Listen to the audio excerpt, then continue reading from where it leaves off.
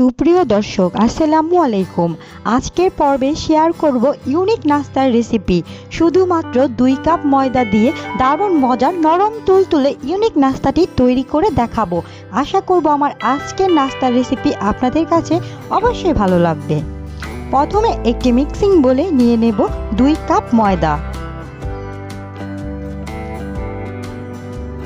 এর সাথে দিয়ে দেব 1 টেবিল চামচ পরিমাণ ইস্ট, 1 টেবিল চামচ পরিমাণ চিনি, 1 টেবিল চামচ পরিমাণ পাউডার দুধ, হাফ চা চামচ লবণ। এখন একটি হ্যান্ড উইক্সের সাহায্যে উপকরণগুলো খুব ভালোভাবে মিশিয়ে নেব। মেশানো হয়ে গেলে এর মধ্যে দিয়ে দেব 1 টেবিল চামচ পরিমাণ রান্নার সয়াবিন তেল। এখানে আমি একটি ডিম নিয়েছি এবং ডিমের সাদা অংশ এর মধ্যে ব্যবহার করেছি, আর কুসুমটা পরে কাজে লাগবে।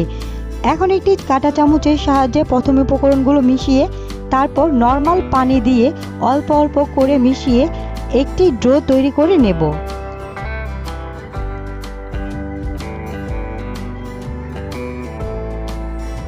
অল্প অল্প পরিমাণ পানি দিয়ে ডোটাকে তৈরি করতে হবে, একসাথে সবগুলো পানি দেওয়া যাবে না। এখন চামচটাকে পরিষ্কার করে হাত দিয়ে খুব ভালোভাবে মথে ডোটাকে তৈরি করে নিতে হবে।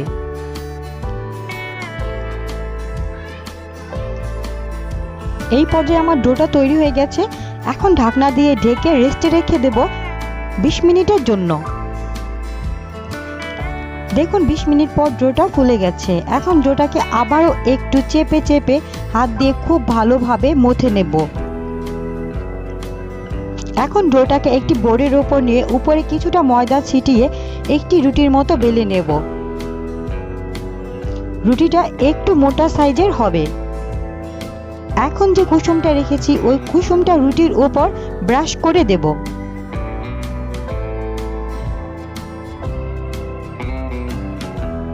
কুসুমটা রুটির উপর ব্রাশ করা হয়ে গেলে একটি পিৎজা কাটার দিয়ে আমি রুটিটাকে এইভাবে কেটে নেব।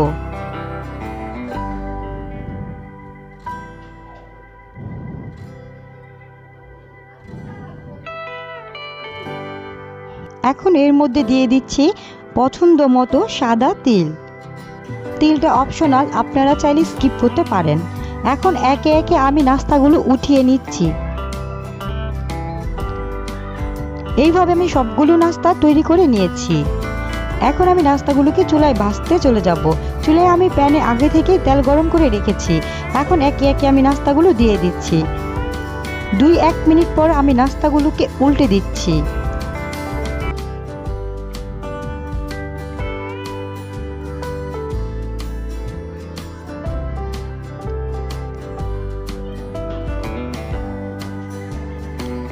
নাস্তাগুলোকে উল্টে আবারও 2 মিনিটের মতো ভেজে নিচ্ছি।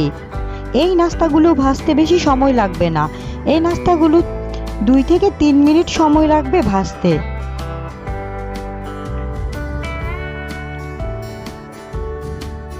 এই পর্যায়ে আমার নাস্তাটি ভাজা হয়ে গেছে।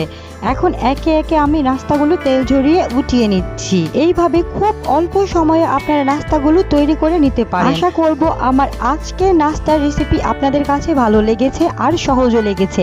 নাস্তার রেসিপিগুলো সহজে লেগে থাকলে প্লিজ আমার চ্যানেলটি সাবস্ক্রাইব করে রাখবেন। আজকে এই পর্যন্তই, সবাই ভালো থাকবেন। আল্লাহ হাফেজ।